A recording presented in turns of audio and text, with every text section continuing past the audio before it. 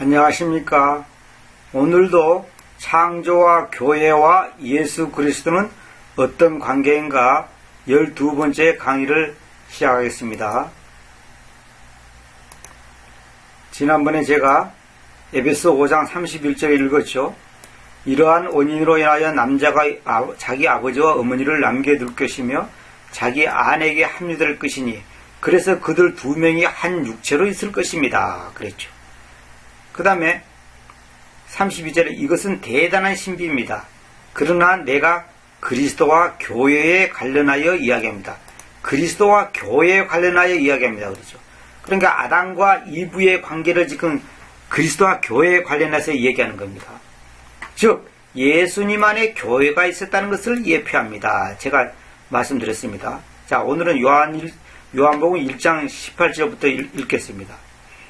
아무 사람도 어느 때고 하나님을 본 적이 없으되 아버지의 품속에 계시는 그 유일하게 낳으신 아들 그분께서 그들을 밝혀 오셨다 그랬죠.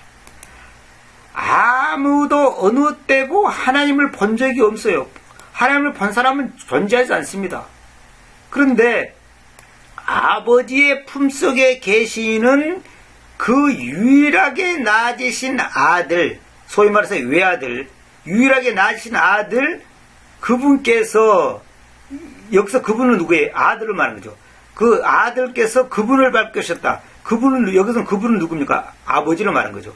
그러니까 아들이 아버지 하나님을 밝혀오셨다.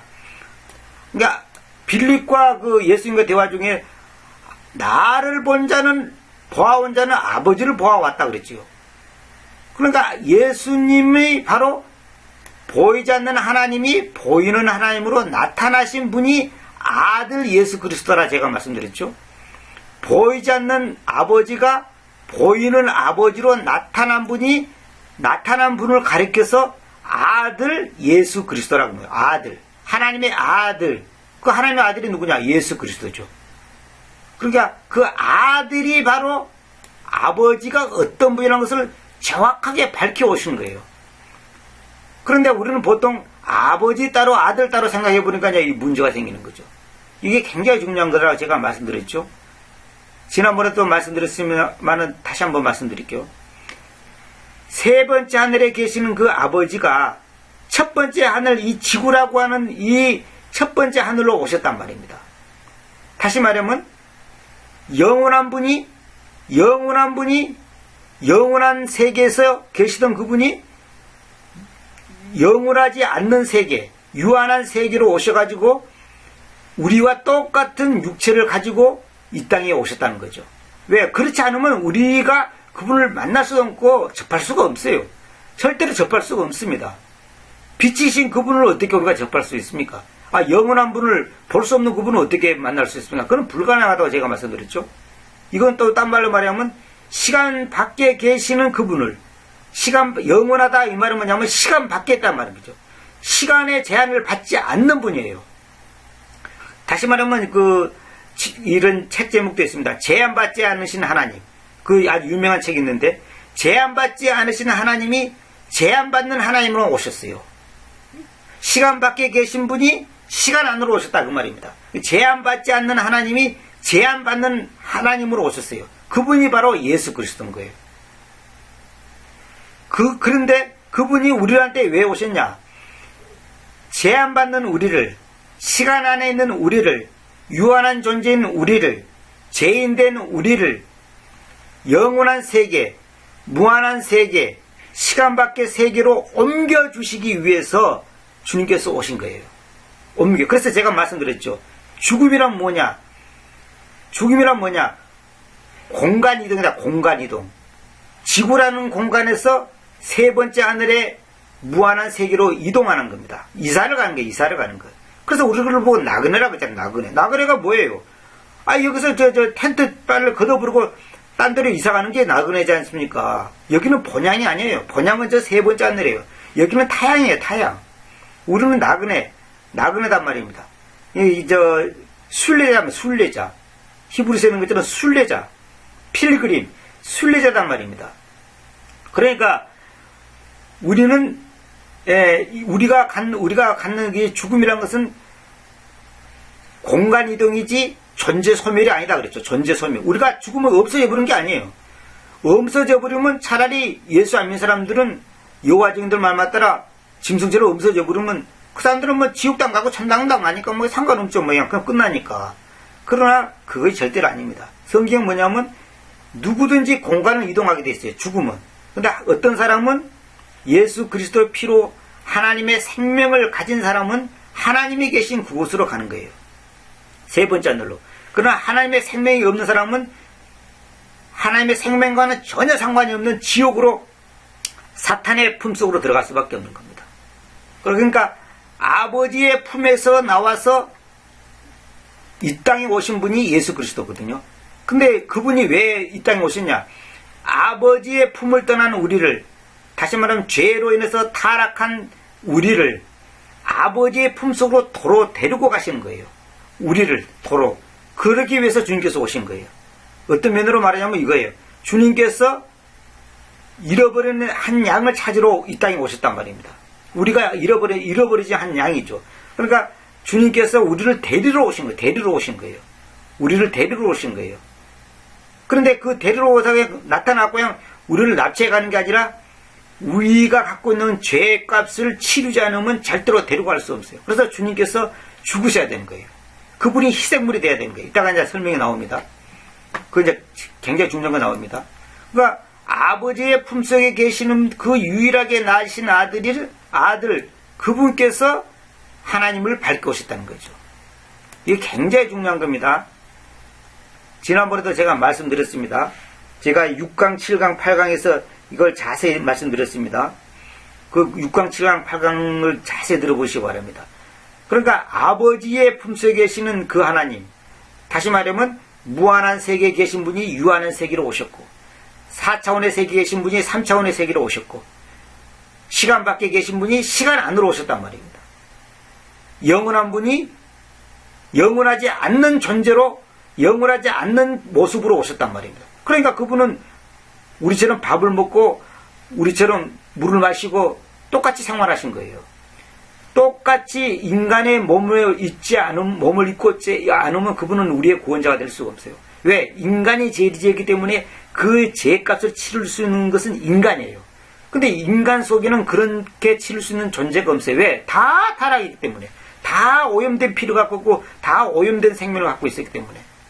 그래서 완전한 생명, 오염되지 않은 생명, 완벽한 생명을 갖고 계신 분이 오셔야 되는데 그분이 바로 예수 그리스도다 이 말입니다. 이것이 신비죠, 신비. 이것이 바로 아버지의 신비요, 그리스도의 신비요, 하나님의 신비단 말입니다. 이 신비를 깨닫는 것이 우리가 주님을 깊이 알아가는 그 과정이고 단계고 근본인 거예요. 이걸 모르면 그 사람이 믿는 그 하나님은 다 엉터리입니다. 엉터리. 자, 그래서 요한복음 14장 20절에 이런 말 있죠. 전날에 너희는, 전날, 그날에가 아닙니다. at that day. 이 at the day하고 at that day는 뭐냐면 전과사 더보다 더 강하고 세밀하고 더 자세한 것을 말한 겁니다. 전날에 너희는 내가 나의 아버지 안에, 그리고 너희가 내 안에, 그리고 내가 너희 안에 있다는 것을 알 것이다. 보세요. 예수님이 하나님 아버지 안에, 그럼 너희가, 우리가 예수님 안에, 그리고 예수님이 너희 안에 있다는 것을 알 것이다. 이건 뭐냐? 바로 하나님의 생명과 예수 그리스도 생명과 우리의 생명이 하나가 된다는 거. 하나다는 것을 알게 될 거다 이 말입니다. 그 생명이 하나가 되지 않으면 절대로 주님 앞에 갈 수 없어요. 천당 갈 수 없어요. 그러니까 구원받는다는 것은 뭐냐면 그 아버지의 생명이 나의 생명이 되고 아버지의 의로움이 나의 의로움이 되고 아버지의 그 뭡니까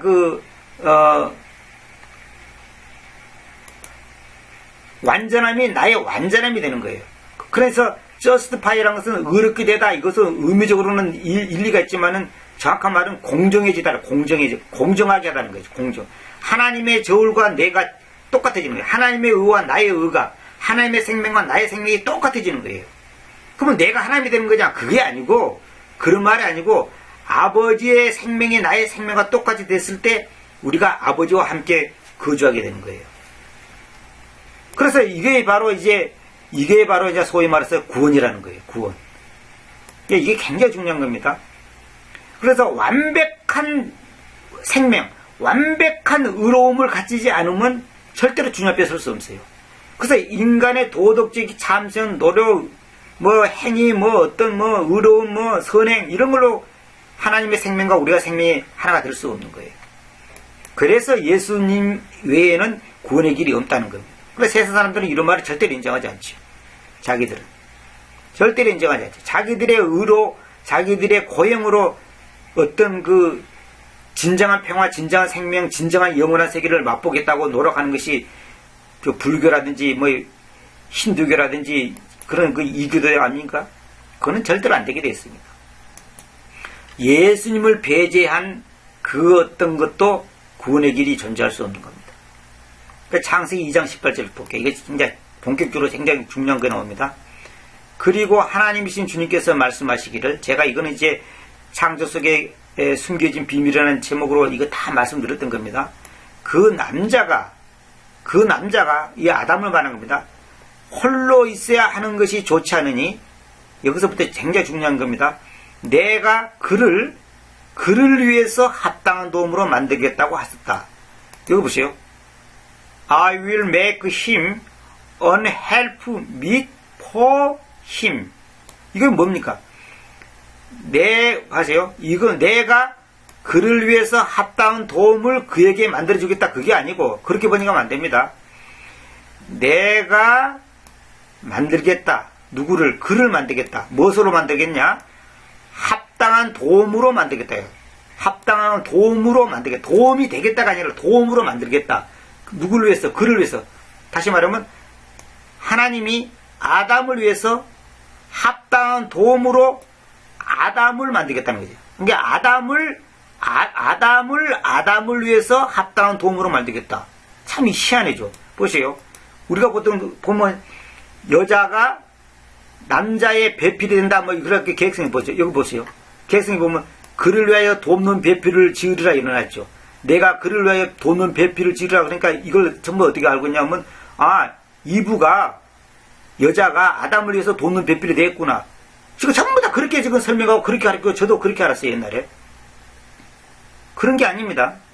그래서 사람들이 보면 남자 여자 결혼한 것이 아내는 남자를 위해서 배필이 돼갖고 남자를 도와준다, 이렇게 해석을 하지 않습니까?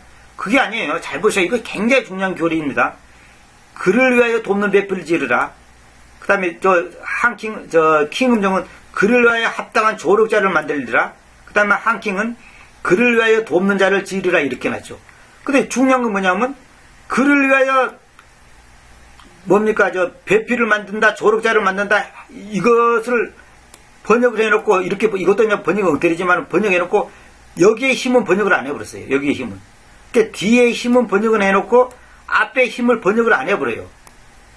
왜? 이해가 안 되니까. 이해가 안 되거든요. 그를 위하여 합당한 도움을 그에게 만들어주겠다. 그렇게 하지 않고, 여기서 보세요.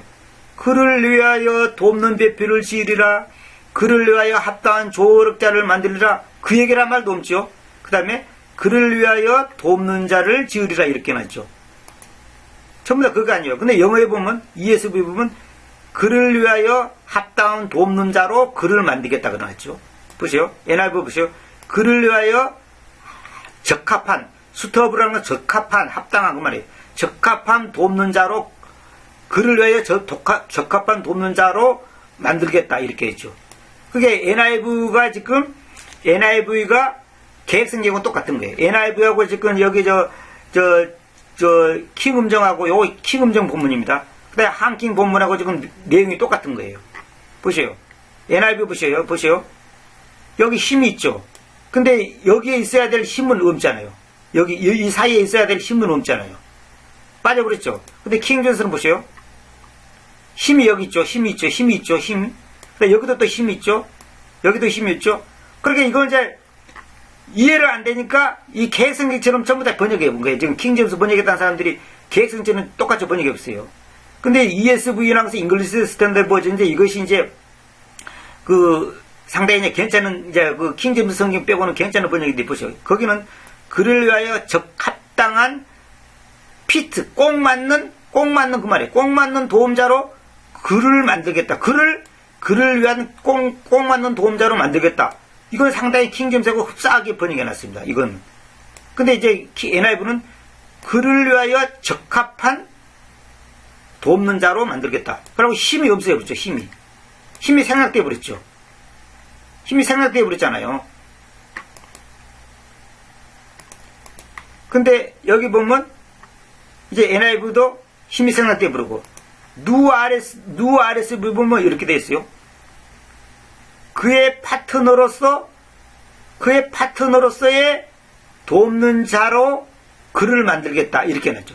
그의 파트너로서의 돕는 자로 그를 만들겠다. 근데 여기서 뭐냐, 입으로 말하자면 그녀가 되죠. 허가 돼야 되는데 힘이 됐죠. 그러니까 아담을 그의 파트너로서의 돕는 자로 만들겠다. 이거 아주 비슷하게 되지만 이거는 정확한 번역은 아니지만은 그렇게 보세요. 우리가 기존에 알고 있는 것처럼 한다면 그녀를 보세요. 여기 힘 대신 허가 들어갖고 그녀를 그를 위하여 합당한 도움으로 만들겠다. 그러면 말이 돼요, 이게. 그런데 여기 킹제임스는 그게 아니고 아담을 위해서 합당한 도움으로 만들겠다. 이렇게 돼 있어요. 이게 아주 중요한 신비가, 이게 아주 중요해요. 그러니까 이걸 이해를 못하니까 이제 전부 다 이제 NIV 사람들은 이제 이걸 이제 힘을 생략시켜버렸고, 없애버렸고, 또, 그 다음에 이제 계획성경이라든지 요거 킹제임스 성경을 번역했다는 인간들도 전부 다 그걸 없애버렸죠. 없애버리고 지금 번역을 안 해봤단 말입니다. 이해가 안 가거든. 이해가 안 가거든. 아니, 그래서 그에게 그를 위해서 합당한 도움으로 만들어주겠다. 이렇게 하면 또 말이 되는데, 이거 그렇게 번역하는 거 아닙니다. 왜 그렇게 번역하면 안 된다는 것을 내가 이제 창세기, 이따가 여기 보면 22장 7절에서 내가 자세히 설명하겠습니다. 이따가 조금 이따 설명하겠습니다. 그러니까 여기 보면, 지금, 그를 위하여 합당한 조력자를 만들라. 이거 전부 다 번역 엉터리입니다. 이게 전부 다 엉터리입니다. 엉터리예요. 잘 보세요. 그 제네바 성경 있잖아요. 제네바 성경. 칼빌의 제자들이 만들었다는 제네바 성경. 제네바 성경 보면 물론 틴테르 성경도 이렇게 번역되어 있습니다만은 2장 18절에 보면 또한 주님이신 하나님께서 말씀하셨다. 그 남자가 더맨 아담이 자신 홀로 있는 것은 좋지 않았다. 그래서 내가 그를 위한 합당한 도움으로 만들겠다. 그를 위한. 여기도 힘이 있고 여기도 힘이 있죠. 두 개가 있죠. 그를 위한 합당한 도움을 만들어주겠다가 아닙니다. 그를 위한 합당한 도움으로 만들겠다 이 말입니다. 이것이 나중에 이제 여기 보면 이제 조금 이따 설명 나옵니다만은 여기 창세기 22장 7절에 보면 태우는 헌물용 그 어린 양은 어디 있습니까? 야, 아브라함이 이삭이 아버지한테 물어보니까 뭐라 하냐면 아브라함이 이렇게 대답했죠. 나의 아들아, 하나님께서 자신을 태우는 헌물용 어린 양으로 마련하실 것이다. 이거 똑같은 패턴입니다. 보세요. 하나님께서 힘세프 자신을 태우는 헌물용, 여기서 포는 자 용도를 말한 겁니다. 태우는 헌물을 위해 그러지 말고 태우는 헌물용 어린 양으로 만들 것이다. 자신에게 태우는 헌물용 어린 양을 만들 것이다. 자신을 위하여 그게 아니고 힘세프 자신을 태우는 헌물용 어린 양으로 만들 것이다. 이거다고 저 창세기 22장 8절하고 아까 말한 뭡니까? 여기 창세기 2장 18절에 있는 거 2장 18절에 내가 그를 위해서 합당한 도움으로 만들겠다. 이것도 저거 똑같은 패턴입니다. 그러니까 여기서 뭐냐면 하나님께서 아담을 만들어서 아담을 위한 도움으로 만들겠다. 이거다고 창세기 22장 8절에 있는 것처럼 하나님께서 자신을 태우는 헌물용 희생양으로 만들겠다. 이 말하고 예수 그리스도가 예수 그리스도가 바로 예수 그리스도를 위해서 교회를 만드는 거다고 이거 다 일맥상통하는 겁니다. 그래서 제가 이걸 지금 묶어서 설명하는 겁니다. 잘 보세요. 여기 설명해놨죠. 아담을 위해서 이브를 보냈다는 내용이 아닙니다. 이거 잘 보세요. 우리가 예수님을 위해서 교회가 존재하는 거 아니에요. 그거 아닙니다. 여러분 보세요. 내가 지난번에 여러 번 말씀드렸죠. 이 세상을 만든 것은 하나님을 유쾌하기 위해서 만든 거예요. 여기 보시오. 계시록 4장 11절 보시오. 왜냐하면 님께서 모든 것들을 창조하여 오셨고 님의 유쾌함을 위하여 그것들이 있으며 창조되었기 때문입니다. 하나님이 우리를 위해서 별과 달과 해를 만든 게 아니에요. 그거 잘 알아야 됩니다. 하나님 자신을 위해서 만든 거예요. 하나님 자신을.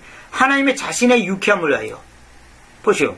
사무엘 16장 4절도 주님께서는 모든 것들을 자신을 위하여 만들어 오셨으니 자신을 위하여 만든 거예요. 심지어 사악한 자조차 악의 날을 위하여 그리하셨다. 악의 날에 쓰기 위해서 만든 거예요. 하나님의 목적을 위해서 만들었다 이 말입니다. 그래서 여기 보시오. 여기서 보는 바와 같이 내가 그를 위한 도움으로 만들겠다라고 하셨죠. 이것은 뭐냐면 아담을 위한 협력자는 곧 아담 자신입니다. 예수님의 협력자는 예수님 자신이에요. 예수님 자신이라니까요. 다시 말하면 우리를 구원하신 분은 우리를 만드신 하나님이신 예수 그리스도 그분 자신이 우리를 위해서 희생물이 되신 것이지 누구의 제3자의 도움이라든지 우주에서 어떤 외계인을 데려와갖고 인간 대신 죽어라 이렇게 하지 않았단 말입니다. 근데 이제 옛유언 구약 시대에는 뭐냐면까 옛유언 시대는 양을 잡아가지고 인간을 대신해서 죽으라고 양의 목을 따가지고 이제 피를 흘려갖고 죄값을 치르게 했잖아요. 왜? 인간의 죄를 인간 자신이 죽어야 한다면 이 세상에 인간 다 죽어야 되죠. 한 명도 남기지 않고 싹 죽여야 되죠. 그게 아니래요. 그래서 그것이 안 되기 때문에 양을 잡아가지고 인간이 지은 죄를 대신해서 죽게 한 거예요. 그건 하나의 예표적이고 상징적인 것이지 실제로는 그 양이 예수님을 말한 거거든요. 그러니까 예수님이 죽으셔야 되는 거예요. 하나님 자신이 죽어야 되는 거예요. 하나님 자신이 희생물이 된 거예요. 이따가 이제 나옵니다. 그래서 아담을 위한 협력자는 곧 아담 자신입니다. 이것은 쉽게 이해되는 것이 아니니 자세히 살펴봅시다. 이것은 우선 하나님의 일은 하나님 자신이 하신다는 것을 보여줍니다.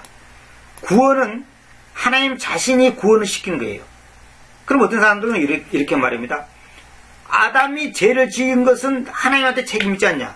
왜 선과 악에 대한 지식의 나무를 만들어 가지고 거기에 열매를 먹도록 놔둬 가지고 인간이 타락하게 했냐? 그걸 처음부터 안 만들었으면 얼마나 좋았겠냐?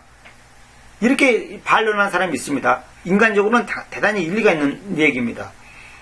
그런데 이제 이거는 신학적으로 무슨 뜻이고 인간의 주권이 어떻고 자유의지가 어떻고 여러 가지 나오는데 자, 그 얘기는 나중에 제가 하기로 하고 간단히 말씀드릴게요. 하나님이 동상 가운데 선과 악에 대한 지식의 나무를 만들었죠. 그래서 왕도뱀의 꼬임을 받아가지고 아담이 그 열매를 이제 이브를 먹게 해갖고 이브가 또 아담 자기 남편한테 줬잖아요. 그 결과가 지금 오늘 우리가 죄로 인해서 죽을 수밖에 없는 존재가 됐는데 거기에 대한 책임이랄까요? 거기에 대한 해결책이랄까요? 주님께서 하셨잖아요. 주님께서 선과 악에 대한 지식의 나무를 만들어서 인간이 타락했다면 주님께서 이 땅에 오셔가지고 주님께서 죽으셨잖아요. 대신. 그래서 그 죄값을 치렀잖아요. 그러니까 주님은 자신이 거기에 대한 책임이라기보다도 거기에 대한 어떤 그 해결책을 마련해 주셨단 말입니다. 해결책을. 그렇기 때문에 결국 뭐냐면 주님께서는 책임이 없는 거죠. 주님께 우리가 그걸 원망하고 불평할 이유가 없는 거죠. 이게 굉장히 중요한 의미를 갖고 있는 겁니다. 그러니까 하나님이 당신이 이 우주를 만드셨을 때 그 목적과 그거에 대한 여러 모든 필요한 것들을 다 마련해 두신 거예요. 그래서 하나님이 인간의 모습으로 오셨단 말입니다. 임금이 팽민의 모습으로 시장통에 가서 사람을 만나듯이 그리고 오신 거예요. 자, 그래서 이것이 바로 이제 말하자면 소위 성육신이다. 인카네이션, 영어로 인카네이션이라고 그래. 성육신이다 그러자. 성육신 교리.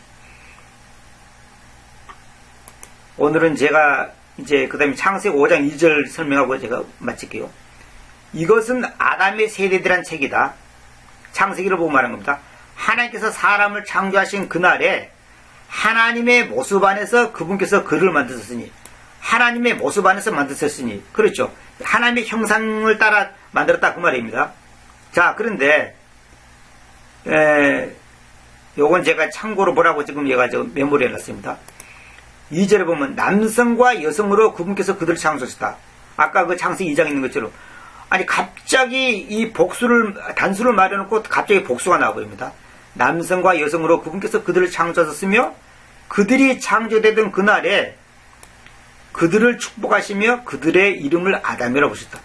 예를 들어서 그들의 이름을 그의 이름을 아담이라고 부르셨다든지, 그들의 이름을 아담과 이브라 부르셨다든지, 이렇게 하면 좋건데 그들의 이름 해놓고 이거 복수잖아요. 그들 그래 아담이라고 부르셨다. 아담은 남자라는 뜻이거든요.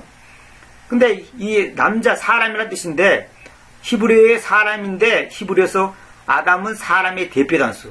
그러니까 아담은 사람의 남자 여자의 대표 단수예요. 그래서 우리 영어에서도 보면 man이라는 단어가 단수로 쓰면서도 사람인데 남자이면서 동시에 사람이라는 뜻이 있어요. 남자이면서 사람이라는 뜻이 있어요. 물론 사람들을 할 때는 이제 복수가 있습니다만은 man이 men 이런 복수가 있습니다만은, 그러니까 아담이 남자이지만은 한 사람이지만은 결국은 이거는 아담 안에는 남성과 여성의 두 성을 갖고 있었기 때문에 여기서 복수로 써요. 그들을 축복하시면 이 복수로 쓰는 겁니다. 복수. 그래서 히브리어의 그 아담이란 말은 사람이라는 뜻인데 아담은 사람의 대표 단수다 이 말입니다. 그러니까 맨 쓰면 아담도 되고 사람도 되고 남자도 되듯이 아담이라는 단어 속에는 이미 이브라는 존재가 포함되는 겁니다. 그래서 그들의 이름 그렇게 그들의 이름. 아니 왜 그들의 이름 해놓고 이렇게 이제 그들의 이름들을 가지 않고 이름이라 그러죠. 이름을 아담이라 부르다. 아담이라고. 이게 중요한 겁니다. 이것이 바로 이제 창세기 2장에 있는 거다고 이제 제가 아까 말씀한 거 다 이제 연결되는 거죠. 예, 오늘은 제가 여기까지 강의하고, 여기 3절까지 하고 마쳐야 되겠네요. 그리고 아담이 130년을 살고서 자기 자신의 모습 안에서 자기의 형상을 쫓아 아들을 낳았으며 그의 이름을 셋이라고 불렀다. 보세요. 원래 아담을 만들 때 하나님께서는 하나님의 형상 안에서 만들었거든요. 하나님의 모습 안에서. 그렇기 때문에 하나님의 형상 안에서 만들었기 때문에 아담이 죄를 안 지으시면 우리가 지금 고통을 받을 필요가 없죠. 근데 아담이 죄를 짓고 나서 130년을 살면서 자기 자신의 모습 안에서 여기 뭐예요? 타락한 모습이죠. 죄 있는 모습이죠. 자기의 형상을 쫓아 아들을 낳았다. 그의 이름을 셋이라 불렀다. 이건 뭡니까? 여기 보면 창세기 1장 2절에 27절에 하나님의 형상대로 만들어진 우리 인간이 3장에서 타락을 해버렸어. 범죄해가지고. 타락하니까 이 진정한 하나님의 형상이신 예수 그리스도를 영접하여야지만이 그 왜곡되고 잃어버린 형상, 하나님의 형상을 회복하는 거예요. 여기 이제 성경 구절 적어놨죠? 여기 적어놨죠? 이거 정말 중요한 구절입니다. 잘 보세요. 그러니까 타락한 하나님의 형상을 회복하기 위해서 예수 그리스도가 오셔가지고 우리를 대신해서 죄값을 치름으로 말미암아 회복하는 거예요. 그것이 구원이에요. 이게 잃어버린 하나님의 형상을 되찾는 거, 회복하는 거, 그것이 구원이에요. 그래서 이게 하나님의 형상이 타락됐단 말입니다. 죄로 인해서 깨져버렸단 말입니다. 이게 바로 뭐냐면 소위 말해서 하나님의 생명을 잃어버렸다 이 말이에요. 다 같은 말입니다. 네, 이건 다음 시간에 이어서 또 계속해서 제가 설명해 드리겠습니다. 감사합니다.